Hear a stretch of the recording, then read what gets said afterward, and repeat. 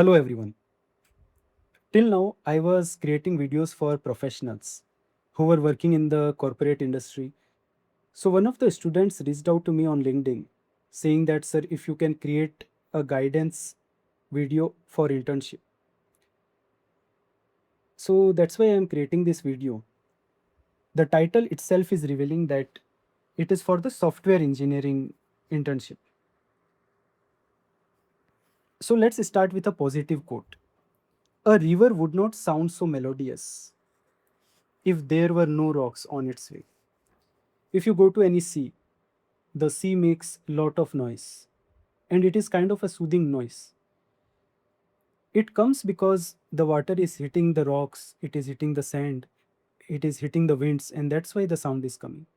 So no matter how many obstacles come, you take any example, any situation in real life, even if you see the stock market, the stock goes up, then it goes down, then it again goes up, then it goes down, then it goes up, it goes down, then again up.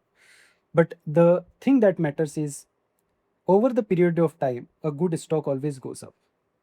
There are down times, but if you look at over a period of 40 years or 50 years, you will see a trajectory like this. The down times in the long terms don't matter. So don't be overwhelmed by so many things. What should I do to get an internship in a good company? This guidance is for you. If you are seeking internship in the software engineering domain, go through the video. I hope my talk will make sense to you. You will be able to relate a lot to this. So the target audience is any student who wants to crack top product based companies, be it Google, be it Microsoft, be it LinkedIn, be it Amazon, Tachyon, Salesforce, Oracle. So let's start with what was the scenario some 6 7 years ago. The scenario in 2019 when I myself was a third year student. The companies used to come and they used to have a written test. In the written test, they used to ask one or two coding challenges. The first one generally would be easy, medium, and the second one would be mostly on the medium or medium hard level. You could code in any language. Mostly people used to have C++ coding.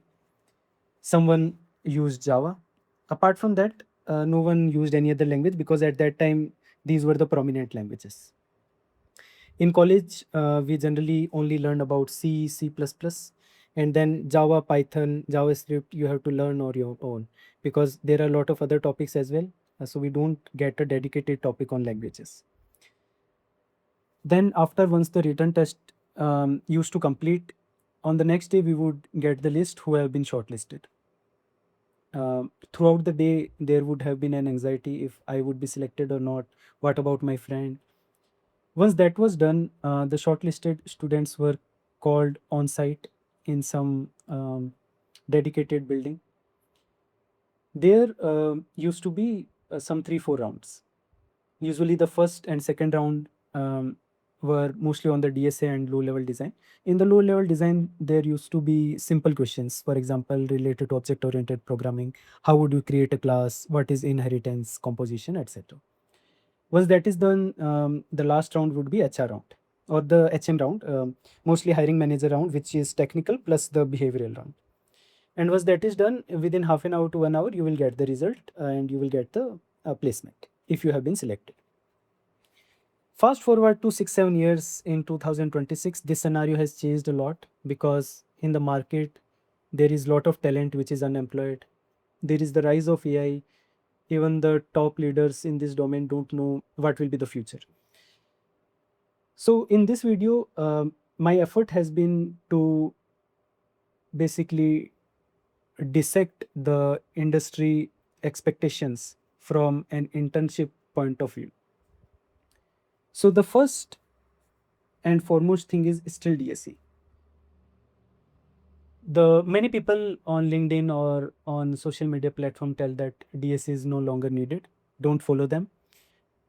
Their advice is useless. DSA is still asked at top product based companies. The pattern might have changed. You might not need to code it by hand. You might need to seek help from AI. That might be the expectation, depends on the company. For example, Meta. They are testing, even LinkedIn is testing the use of AI in the coding interviews, but it is still in the beta phase. It is not rolled out outside US, at least till now.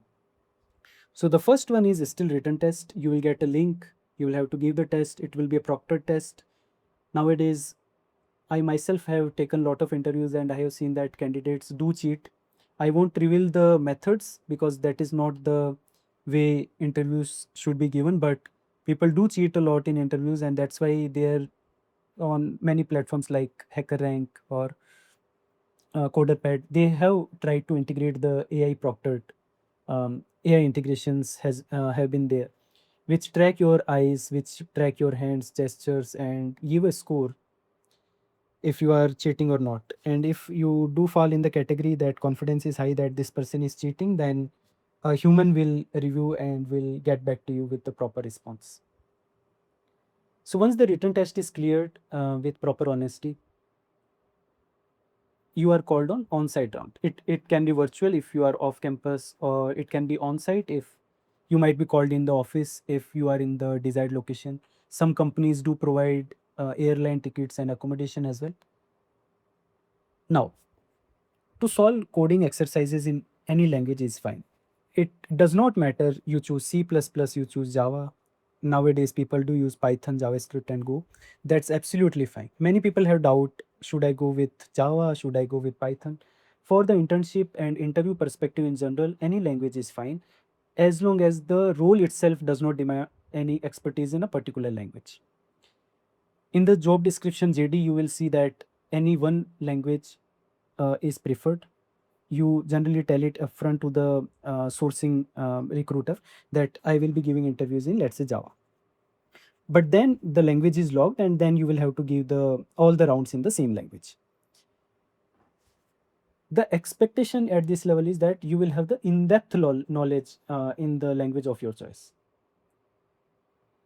So there are generally two coding exercises that you have to solve in 50 minutes to 60 minutes, 1 hour duration. It should be in time. The time is also measured. Let's say two candidates both solved the problem correctly, but one candidate solved it in 35 minutes, one candidate solved it in 45 minutes. Then obviously the preference at the time of rolling out the offer will be given to the candidate who solved the question in 35 minutes. And there is no magic to this. What people call luck is that how many times you have dedicated to practicing these questions. I myself started very late because at my time there used to be not great many resources, and internet was also a thing which was new to me. The second thing they test is, can you solve this problem in pressure? When you go to on-site rounds, they will ask many questions, probe you for the trade-offs. What is the complexity? Can you optimize this? It is also to test your calm, how calm you are when faced with the great difficulties. When you join corporate, there is a lot of uncertainties. Priorities do change, and especially in this era of AI, you don't even know after 1 month will the work which you are doing will be relevant or will be a priority to the leadership. So the pressure handling is extremely important. The third thing is without any excuse. The big negative or red flag to to an interviewer is that candidate is saying that why you are asking me this question. So one of my colleague who was taking an interview told me that the candidate was saying that why you are asking me this question. The question was, by the way, on graph, and he was saying that nowadays AI can solve everything. Why should I solve this question by hand? The simple reply from my colleague was that this is how the game works. If you want to be selected at LinkedIn, then you have to solve this problem by hand. This is the expectation. If you don't want to play the game, don't want to follow the rules of the game, then you cannot play the game itself. This is the rule as of now, and you have to go by that. So never make any excuse. Whatever question have been given to you, you can tell the interviewer that, okay, for this problem I have never seen this problem, but let me give it a try. That's a positive thing because you are considering the time and the effort interviewer has gone through to collect the question, create the answers in different languages. The fourth thing is that explain your reasoning. Many candidates do not go by verbal thing, and then they do not speak out loud their thinking process. The interviewer is judging by their writing style what the candidate is thinking. Don't be that person. Explain your reasoning well. It can be anything, like whatever is going on in your mind. The interviewer is as much as interested in your solving skills as he is interested, or they are interested in your verbal skills as well, how you are able to communicate your thinking process. By verbal communication, I do not mean that you pick up US or UK accent, start talking like a foreigner or like an Englishman. Be yourself, but try to explain the reasoning. Explain the trade-offs. What if I go by this approach? What if I go by this approach? What will be the time complexity? What will be the space complexity? In which scenario we should use which? With AI, as I already mentioned, some of the coding interviews do require AI. It is not meant to code the entire problem itself. Those problems where AI is enabled are generally very hard. So you get AI to debug and to brainstorm what are the possible solutions in which I can solve this problem.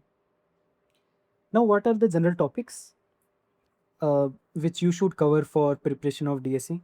Let's start with the basics: strings, array, linked list, stack, queue, two pointers, binary search, divide and conquer. And there, try to cover the merge sort, how it works, what's the time complexity, space complexity. Then the hash map, or you can just write as map. Hash map is in Java, but generally map you can write. Map or dictionary in Python you can write. Sliding window, dynamic programming, heap priority queues in Java, greedy algorithm, bit manipulation, backtracking, combinatorics like permutations, combinations, next permutation, etc. Talking about graph, cover trees. Trees are a special case of graph which are directed acyclic graphs.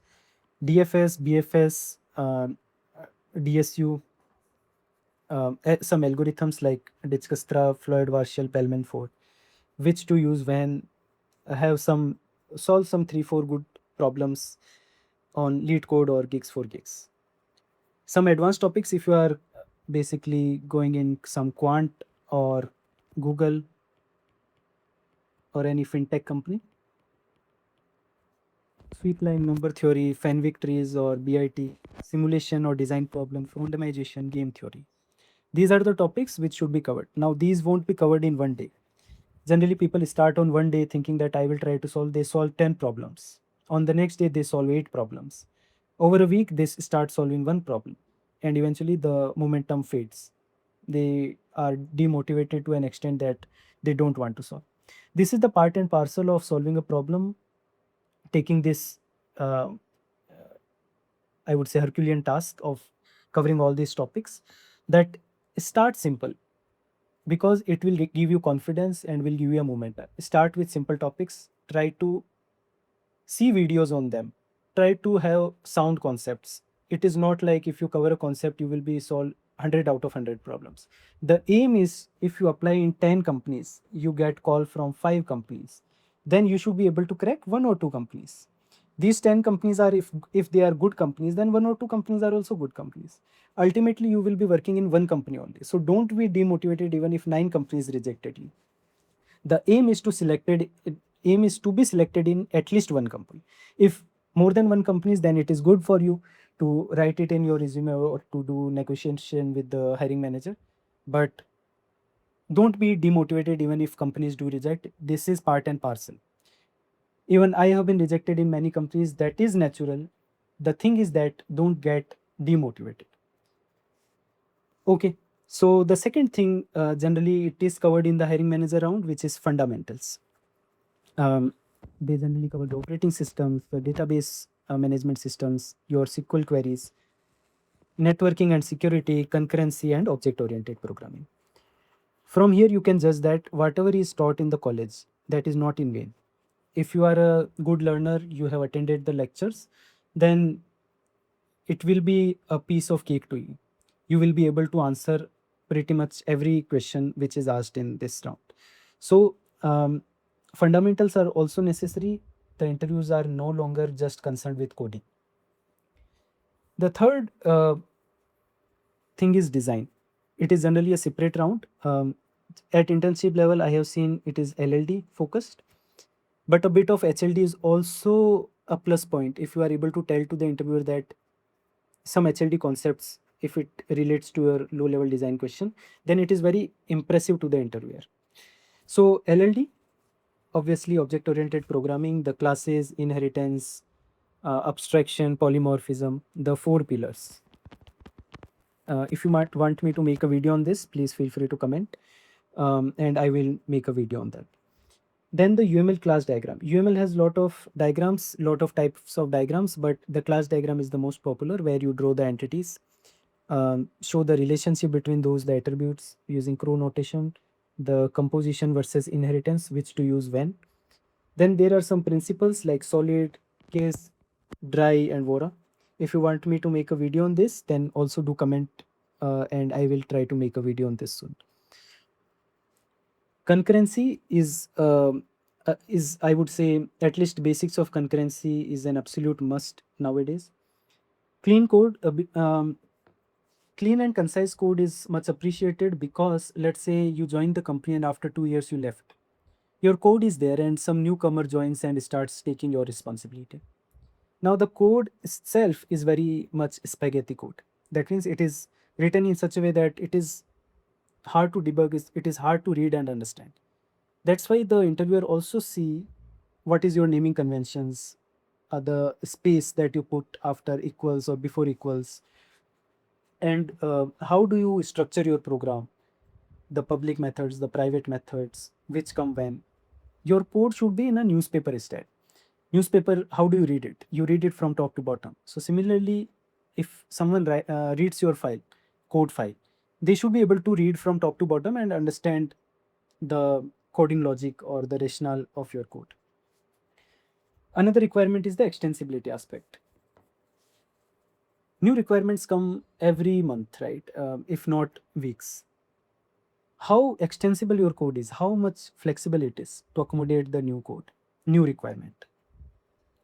Suppose you write some logic to add two numbers a and b. Suppose the requirement tomorrow comes to add a, b, and c, three numbers, and after a year, it is rolled out to, let's say, all the users generally available. It is a GA, and then it is, let's say, variable number of arguments, any number of arguments. How extensible your code is, how minimal the changes have to be done to your code to accommodate the new requirement. This is generally a follow-up question, which interviewer will ask you and will test your code's extensibility aspect. How much rewrite you have to do to accommodate the new design, new requirement. Then the loose coupling. Generally, your classes and objects should be loosely coupled. If you don't know what a coupling and loose coupling is, feel free to comment and I will pick up this topic in one of my upcoming videos. Design patterns. There are a lot of design patterns, but generally 70 design patterns are more than.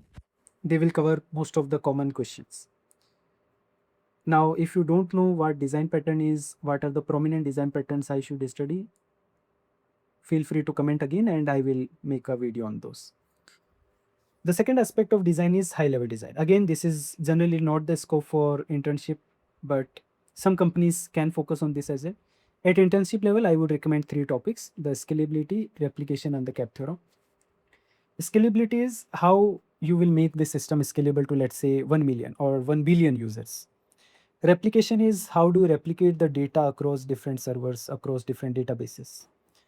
And the concept of replication lag comes here. Cap theorem, consistency, availability, and partition tolerance. This is a very popular theorem, and this is, I think, one of the top topics which HLD students do read in initial days. So do read about cap theorem. These are very simple to understand. Although they are very deep topics, but at your level, I think at a surface level or top level, even if you read, it will be quite impressive to the interviewer. Now coming to the behavioral round, this is more of a HM round. I won't say HR round because I have seen generally hiring manager or the manager that will be in your team itself will be taking this round. So the first thing they see is your learning attitude. Again, this is related to the concept I told you that you should have no excuse. Do not make excuse, be honest. Just say that I will give it a try or I will learn it after the interview gets over. This is the learning attitude. As the quote goes that you can teach a person how to code, but you cannot teach a person some attitude, learning attitude. So attitude is built in. Someone, even if you are, let's say, 19 in coding, and someone is 20 in coding, but your attitude is good, you have a learning ability, then you will be selected. Second aspect tested is your communication. Again, coming to the verbal and your, um, I would say, hand gestures, your eye contact. Then ownership. How much ownership have you taken in your past projects? What part did you take? How did you deliver it? Questions around your past projects. Conflict resolution. If did you have any conflict with someone, how did you resolve it? This is a very common question. And then the experience. This is also related to your project. How do you use the AI tools? For example, cursor, anti-gravity. I'm writing some names on the whiteboard. Do take a look and try to grab at least 2 3 tools which will be helpful to you. Windsurf, these are more or less free at your level. There is though some quota, but I think at your level you should be able to get sufficient practice by the free tier itself. Claude I think is paid, but cursor and anti-gravity are too good. Try with this. Then there is whisper flow, which is for speech recognition, speech to text. How do they work, and basically how to use these efficiently, the skills, the commands, hooks, things like that in Claude. These will be super beneficial. What is MCP?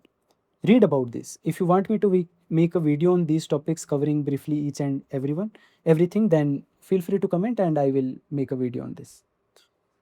With Kubernetes is extensively heavily used in industry and any distributed systems. These are a bonus, I would say. With AI is a must. If you have not used AI and your colleague or your friend has, then obviously they have a competitive advantage over you. So in this video, we discussed the DSA, design aspects, fundamentals, and the behavioral rounds expectations at the internship level. In an upcoming video, I will try to cover how to get internship. What has worked for me and my friends, my colleagues, I will try to cover and create a dedicated video because that video itself deserves a separate section of itself. Then mistakes I did in college, which I would like to tell you so that you don't repeat that. That will also, I think, deserve a separate section. So this will also be an upcoming video. Apart from these two topics, if you want me to make a video on a different topic related to internship or college life, feel free to comment and I will create a video on that as well. At the last, I will again say that the best candidates are no longer just great coders. Coding can be done with the help of AI nowadays, more or less, I would say. If you give it a good prompt and proper guidelines, then I think AI is not only faster but also accurate and follows the industry standards as compared to great coders. Even Linus Torvalds, the creator of Linux and Git, is nowadays using AI to have new commits and pushes. They are engineers who can think, communicate, build, debug, and use AI responsibly. AI is inseparable. If you think that you can get an internship in a product based company nowadays without AI exposure, then I think you are heavily mistaken. Start exploring AI tools. Some of those I have mentioned. Start with these. I would recommend Cursor as the starting tool. Read about what a prompt is, what skill is, what are commands, what are hooks, what are plugins, what is MCP. These things study on your own. If you want me to make a video on this, then comment and I will try to come as soon as possible from my busy schedule. At the last, I will say that if you want any one-on-one guidance or mentoring, and if you want to have more resources like interview calls or some PDF material, then head over to TopMate. I have a good profile there, topmate.io/Gaurav Kabra, and you can purchase or book a session with me for one-on-one guidance. So in this video, I had the objective to clear your doubts regarding internship, how the expectation has changed in 2026 and how it is going to look like in the future. I hope I was able to clarify your doubts. Even if you have some doubts left, comment on the video and I will get back to you as soon as possible.